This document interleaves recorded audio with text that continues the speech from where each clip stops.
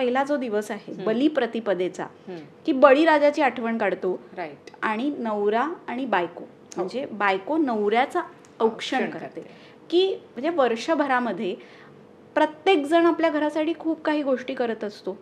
त्याचा एक आनंद म्हणून औक्षण करून आयुष्य वर्धन करणारा हा म्हणजे तुम्हाला चांगलं आयुष्य, आरोग्य म्हणजे म्हणून आपण औक्षण करतो. व आपल्या जन्मदिवशी पण आपण औक्षण करत असतो, टिळा लावत असतो.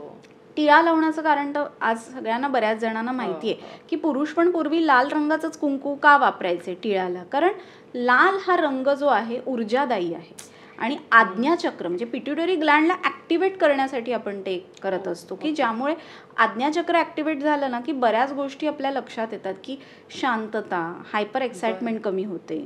तर औक्षण हे खरं तर कायम असं करायला हवं, की चांगल्या दिवशी बघ ना घरी कोणी येतंय तर आपण मुद्दाम औक्षण करून आत आणतो.